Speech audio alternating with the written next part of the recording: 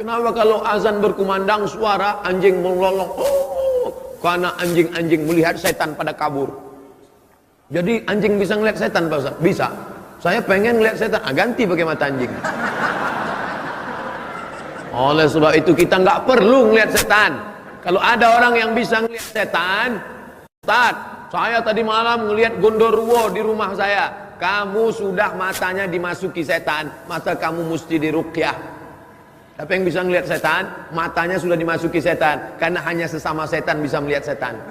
Kecuali ada orang-orang soleh yang dia melihat itu karena mukjizat Nabi, mukjizat. Adapun kepada wali-wali Allah, itu adalah karamah yang diberikan Allah. Tapi mereka nggak pernah ngaku-ngaku.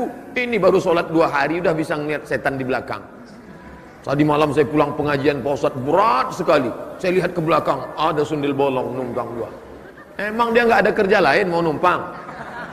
Oleh sebab itu jangan hiraukan yang model-model begini. Kita hanya disuruh jaga, jaga, jaga. Jangan sampai setan mengganggu. Setan, jin, iblis, genderuwo, sundel bolong, suster ngesot, jin dan jun. Ini sebetulnya mana Pak Ustadz? Makhluk cuma ada 2. Wa ma khalaqatul jinna wal insa. Cuma ada 2. Makhluk yang nampak namanya ins. Makhluk yang nggak nampak, nggak kelihatan namanya jin. Jin ini terbagi 2. Jin yang baik namanya jin muslim. Jin yang jahat namanya jin kafir. Jin yang muslim itu apa kata dia? Inna, buka surat Al-Jin juz 29. Inna minnal muslimun. Kami ada yang jin muslim. Wa minnal qasitun. Kami ada yang jin kafir. Jin yang muslim itu apa kerjanya? Taharrau rasyada, selalu mencari jalan yang benar, ngaji. Jin muslim itu ngaji juga. Makanya dalam Quran ada cerita jin dengar bacaan Nabi Muhammad baca Quran. Nabi sedang baca. Qul, katakan ya Muhammad, annahu istama'a nafarum minal jin. Ada beberapa jin mendengar engkau baca Quran. Apa kata mereka? Inna sami'na Qur'anan ajaba. Kami, kata jin, mendengar bacaan Quran Muhammad itu ajaba, ajib, amazing. Kami dengarkan bacaan Quran Muhammad itu ajib, menakjubkan. Makanya kalau ada qori baca Quran, ada jamaah yang tidur itu lebih parah daripada jin. Jin aja dengarkan baca Quran menakjubkan, dia bilang buka surat Al-Jin.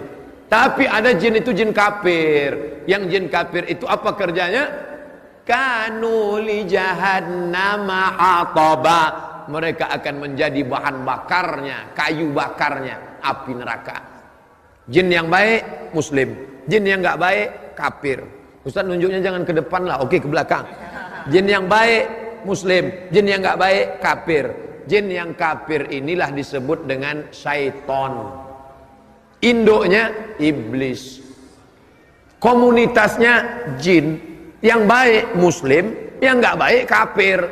Yang nggak baik ini kafir. Nama lainnya seton. Induknya iblis. Iblis itu GM-nya lah. Adapun yang lain ini anak-anak buahnya semua. Apakah manusia itu juga bisa disebut setan? Ya. Kenapa? Karena dalam Quran dikatakan bahwa syayatinal insi wal jin. Ada setan-setan yang terdiri dari manusia dan jin. Kalau begitu auzubillahi minasyaiton, itu bukan cuma untuk jin, bukan. Terus untuk ente juga. Kalau ada nanti kawan yang selalu menggoda-goda, baca dia auzubillahi minasyaitonirrajim. Ente mau ngusir setan ya? Enggak, ngusir ente.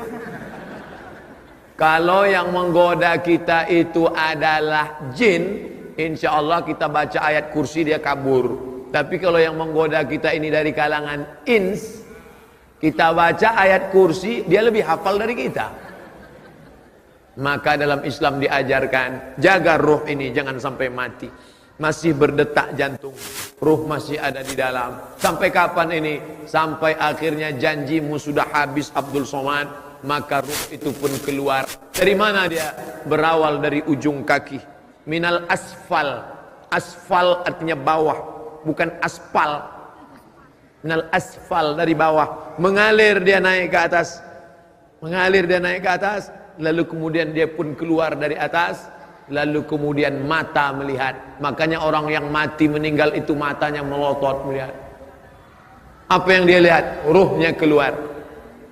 Orang yang meninggal dunia, salah satu ciri husnul khotimah, irqul jabin, keluar keringat dari jabin. Kalau ini namanya jabhah, kening.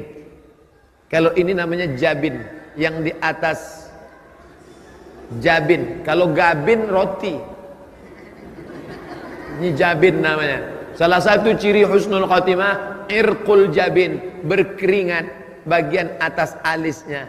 Kenapa berkeringat? Saya lama baca hadis nih. Kenapa berkeringat? Ternyata sebelum dia meninggal, malaikat mengepakkan sayapnya. Dikepak sayap malaikat itu, matanya melihat, hai Abdul Somad, inilah tempatmu di surga, blok C nomor 15. Pada saat si hamba itu melihat tempatnya, dia malu kepada Allah. Sholatku nggak seberapa, puasa sunatku nggak seberapa, ilmuku nggak seberapa, amalku nggak banyak. Tapi kenapa aku masuk dalam surga? Malu dia. Respon orang yang malu, biasanya perempuan tersipu malu. Biasanya laki-laki merasa malu. Kalau dia dipermalukan, merah telinganya, naik darahnya, atau bisa jadi keringat dingin. Tapi mayat yang akan meninggal dunia, jasad yang akan ditinggalkan ruh, ungkapan malunya berkeringat atas keningnya. Tapi jangan yang keringat rekayasa. Nanti mentang-mentang Ustaz ceramah, tanda husnul khotimah, ada keringat di atas. Pas tetangga sedang nggak ada, semprot. Biar disangka orang Ustaz mati husnul khotimah.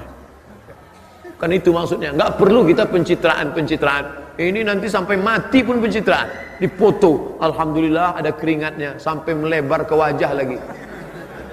Kan itu maksudnya. Artinya ruh itu keluar. Orang beriman, ruhnya keluar seperti embun yang menetes dari ujung daun.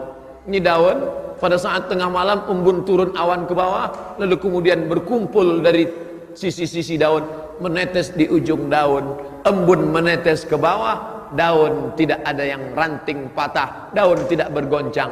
Begitulah keluarnya.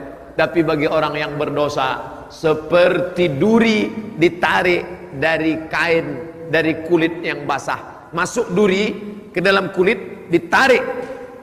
Ketika ditarik dia, mata kail yang ada dua, mata kail atau anak panah yang masuk ke kulit, lalu ditarik dengan kuat sampai dagingnya terikut. Begitulah rasanya kematian. Ada yang mengatakan kematian itu seperti tebasan pedang di tempat yang sama beratus kali.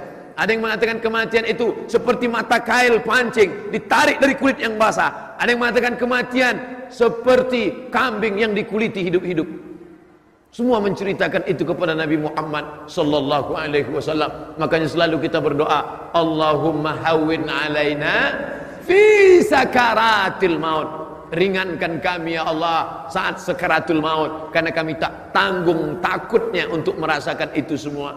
Tapi kita tak perlu terlampau takut. Jangan gara-gara pengajian ini terlampau takut, pulang bawaannya takut aja. Nanti masuk kantor enggak takut mati lah. Mati enggak perlu takut, karena mati itu adalah resiko hidup. Berani hidup, berani mati. Takut mati, jangan hidup. Takut hidup, mati aja. Nah, ini resiko. Life is take risk. Hidup adalah berani mengambil resiko. Dan filosof-filosof barat itu hampir tidak pernah cerita mati. Socrates, Aristoteles, Demokritos, Thales, filosof-filosof barat, mereka hampir semuanya kalau sudah cerita mati takut. Tapi Islam justru cerita tentang mati. Kenapa? Mati adalah semangat kehidupan. Kenapa kita beramal soleh? Persiapan untuk mati. Makanya saya tidak ingin, awalnya saya ragu untuk menyampaikan tema ini. Ruh ketika berpisah dengan jasad berarti mati. Saya tidak ingin selesai pengajian umat Islam di Bandung bawaannya mau mati aja semua. Gimana bisnis kita ke depan, Bu? Udahlah, nggak usah diurus, saya mau mati aja. Adik-adik mahasiswa nanti selesai S1 mau ngambil master di mana, mau ngambil S3 di mana, nggak ada gunanya S2 S3 Pak Ustaz, mau mati aja nih. Orang Islam disuruh berbuatlah. Selesai sholat keluar dari masjid, wa qul i'malu, berbuatlah, fasayarallahu amalakum, Allah yang akan menilai perbuatanmu, wa rasuluhu, Rasulullah yang akan menilai perbuatanmu, wal mu'minun, orang-orang beriman yang akan melihat hasil dari perbuatanmu. Oleh sebab itu jangan pernah berhenti berbuat, walaupun engkau sudah mau mati, sudah ada tanda-tanda kematian, sudah terasa tanda-tanda kematian, maka di tanganmu masih ada bibit korma. Idza waqa'at ala ahadikumul qiyamah, kamu sudah mau mati, wa fi yadihi fasilah, di tanganmu ada bibit korma, falyaghrisha, tanamkan, gali tanah, tanamkan bibit korma, padahal sudah mau mati. Untuk apa nanam bibit korma sudah mau mati? Korma itu akan tumbuh, bertunas, berbatang, berbuah, dan dia akan bernaung. Ada orang bernaung di bawah pohonnya karena kepanasan, dan ketika dia berbuah, ada orang akan memakan buahnya. Allahumma barik lana fima razaqtana wa qina adzabannar. Nyami. Di saat itu engkau akan mendapatkan pahala. Jangan pernah berpikir saya dapat apa. Yang penting engkau berbuat, nanti pahalanya Allah yang ngurus. Banyak orang sekarang berbuat, gimana kalau kita bangun masjid ini? Gimana kalau kita buat pengajian? Nanti saya dapat apa? Nanti saya akan mati. Memang kita akan mati, tapi ada setelah itu akan menjadi amal jariah.